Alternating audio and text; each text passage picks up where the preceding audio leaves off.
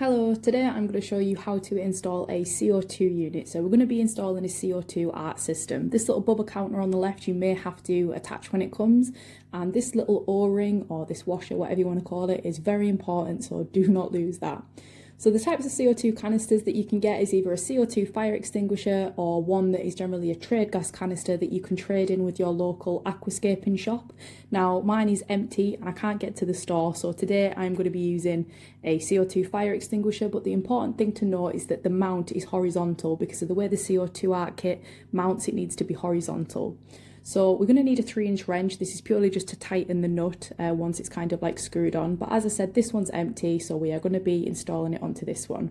So you just need to line it up, make sure that it's like nice and straightly aligned, and just make sure that that O-ring goes between the CO2 fire extinguisher and like the nut, and the nut just kind of comes over that, tightens, and then you just need to give it sort of 3 little tightens with the wrench. Then you need to remove the pin, and you just need to make sure that when you press this down you can sort of like zip tie or tape it into place, because these are really only meant to be pressed down once.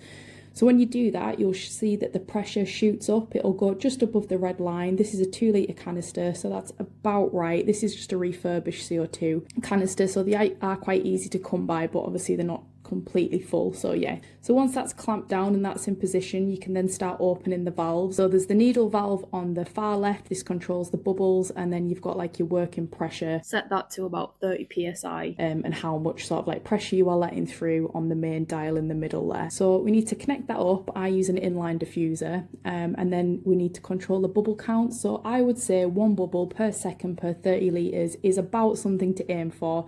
It definitely differs, but we'll go into that later. One important thing that you definitely need is a non-return valve. This stops any water, because sometimes you can kind of get like a vacuum effect or some back pressure, and the water can sometimes come down the pipe, and obviously if it does, you can get like a leak. So this just ensures that basically that doesn't happen. But yeah, the types of diffusers, so this is an inline, it hasn't got the CO2 pipe in yet, but this just sits in your filter, and then it gets diffused through this inline ceramic disc, and obviously it comes out through your lily pipes. It's supposed, and the CO2 goes in that bit, but it's supposed to dissolve CO2 at a better rate, and therefore you use less CO2. The downside is that you do get a lot of misty bubbles in the tank.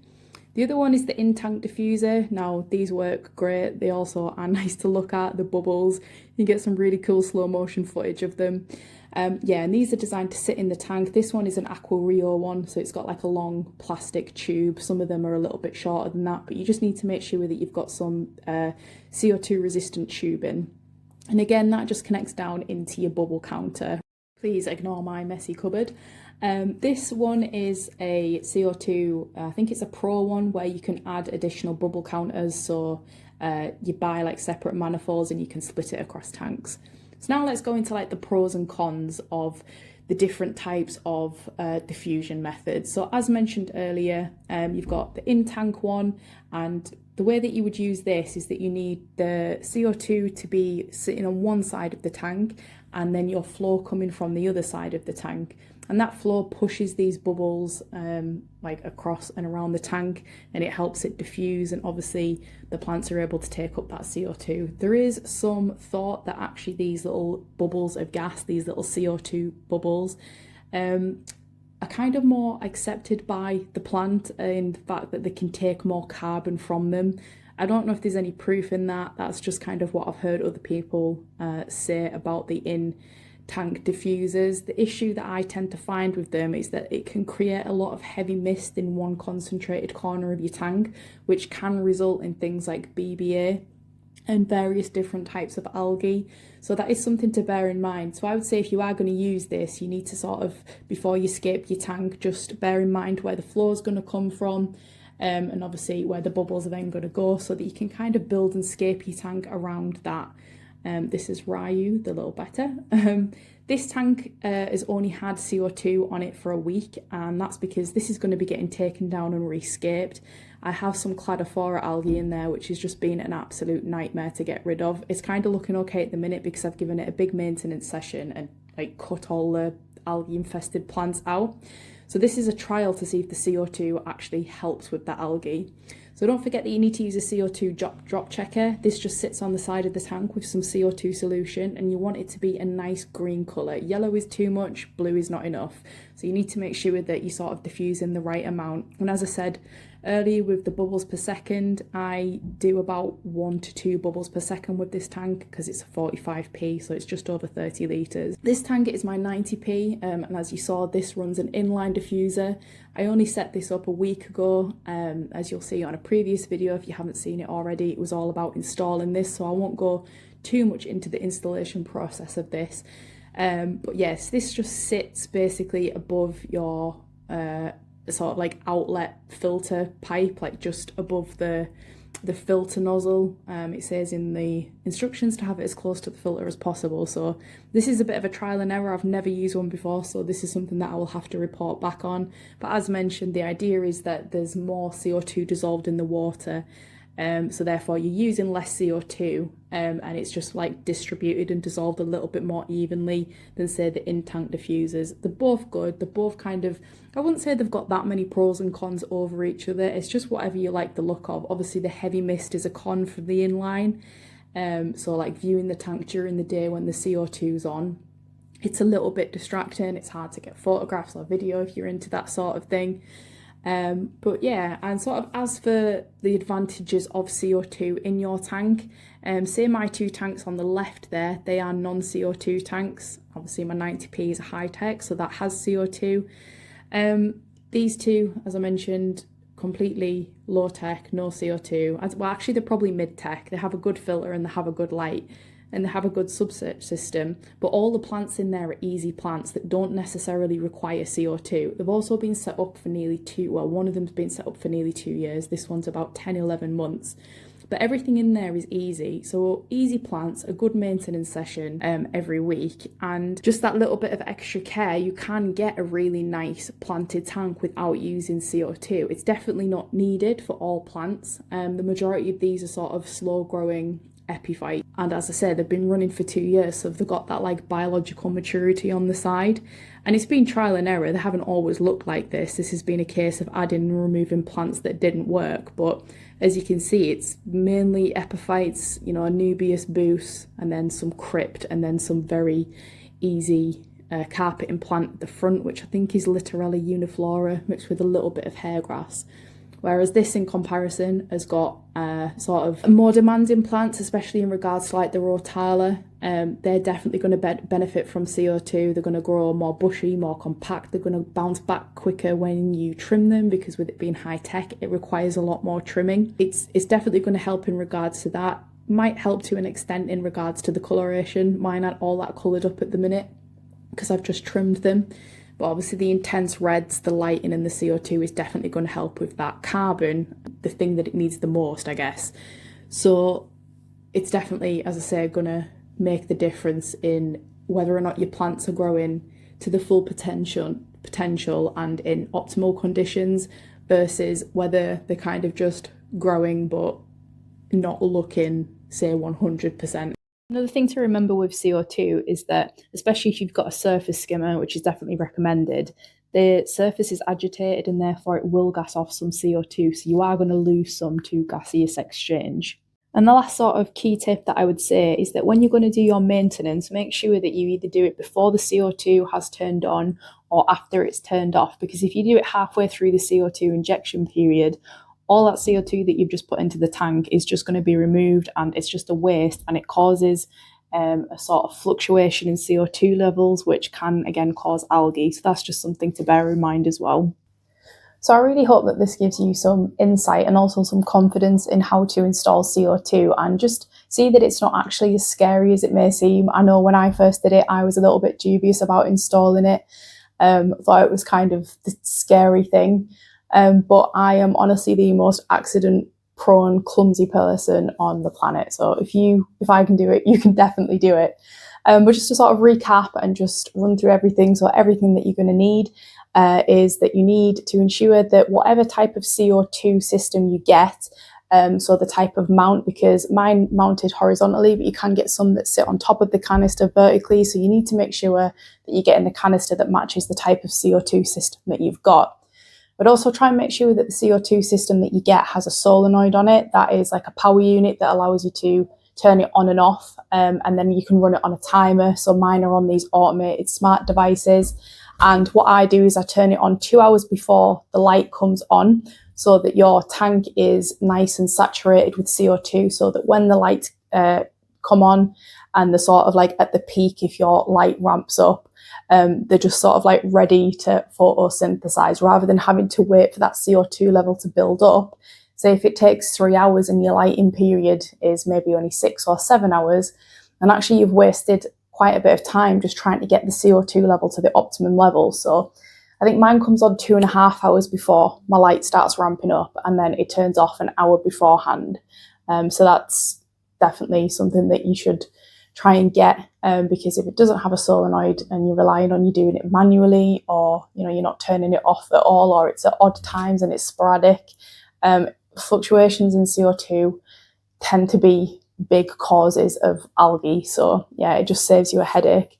The next thing that you need is CO2 resistant tubing. So that's obviously the tube that runs from the bubble counter and either into an inline diffuser or into an in-tank diffuser, or one that we didn't mention because I've never used it and I don't know enough about it, but it's a CO2 reactor. I don't think you can get very good ones in the UK as far as I know, which is probably why I've never really bothered looking into it. The next thing that you might want to consider using is CO2 liquid. This is the liquid that you put in the bubble counter. It just makes it easier to count the bubbles. You can alternatively use water, but it does like evaporate or something, and the bubbles move faster, so it's a little bit harder to count, and it's like a little bit less accurate. But if you are using an inline diffuser, use water, not the bubble counter solution, because it's kind of like an oil and it can damage things. You need a 3-inch wrench or spanner. I don't know if that's the same thing or if wrench is American, but you need one of those things anyway. And that's just to tighten the nut that's on the CO2. You don't need to go crazy overboard with it. Just sort of like 3 little turns after you've manually tightened it is tight enough, because you don't want to damage anything. And then you need a drop checker with some solution, just to ensure that you're injecting the right amount of CO2 into the tank, because too much is going to be detrimental to your fish and you're going to see them gasping at the surface, because obviously that's where the O2 is. And too little, not really going to cause problems for your livestock, but it might cause you some algae problems down the line. So the big question that kind of everyone asks is, how many bubbles a second do I need to inject into my tank? And there's no one size fits all answer for that. It is going to be different per person, per tank, per diffuser, per water parameters. So as an example, when I had an in-tank diffuser on this, I couldn't even count the amount of bubbles a second it was injecting. It was like you just couldn't count. Whereas now I know it's about 5. Obviously, you do use a little bit less with the inline diffuser. So yeah, it's going to depend on how you're actually injecting your CO2. And then it can also be affected by things like temperature. It can be affected by flow rate. It can be affected by surface agitation. As for sort of your pH, GH, KH, that kind of thing, whilst your pH is affected by your CO2, so CO2 causes your pH to drop, and that drop is moderated by your KH that acts as like the buffer.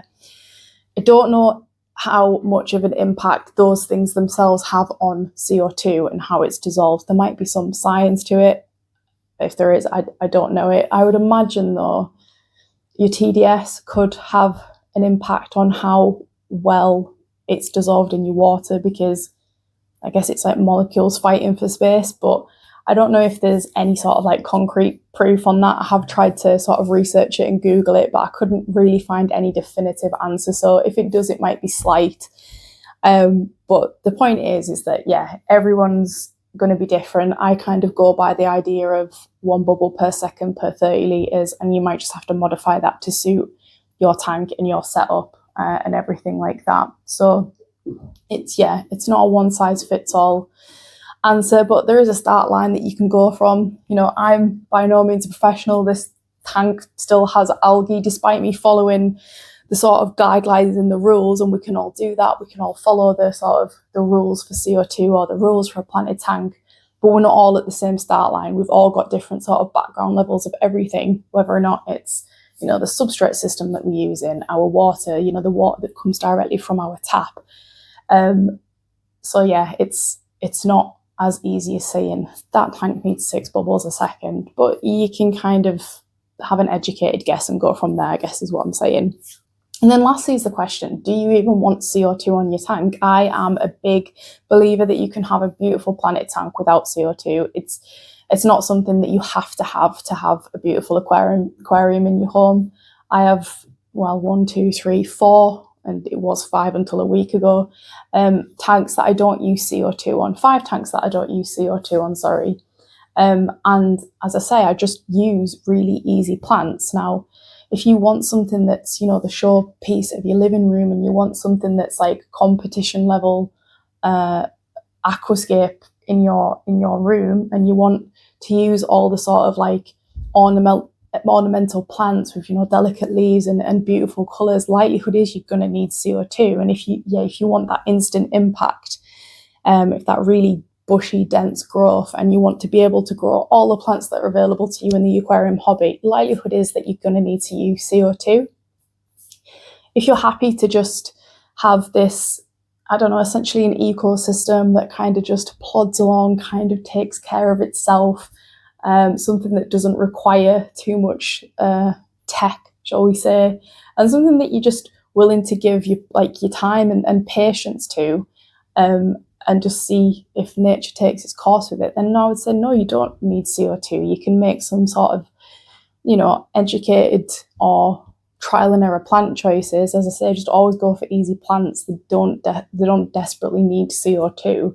Obviously, it's always going to help. It's always going to give you that sort of better growth, but it's not by any means going to be this ugly, unbearable tank to look at without CO2. It just completely depends what you're after and how much time and effort you're willing to put in. This tank is a nightmare when it comes to maintenance, and the other tanks are like, I've never trimmed one of them, I've just not had to, because the growth is just so slow.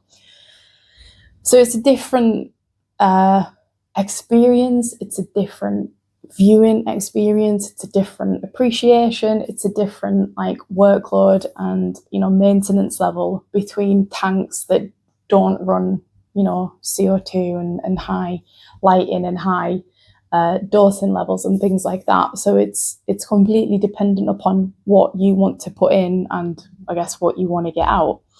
So yeah, you definitely don't need CO2, but if you do want CO2, then hopefully you found this video helpful and you've learned something and it's made you maybe just a little bit less scared to install it. And, you know, you're not going to like blow your house up or anything like I thought I was probably going to do. So yeah, thank you so much for watching. And if you have any questions, if I've missed anything off, just leave a comment and I will see you in the next one. Bye.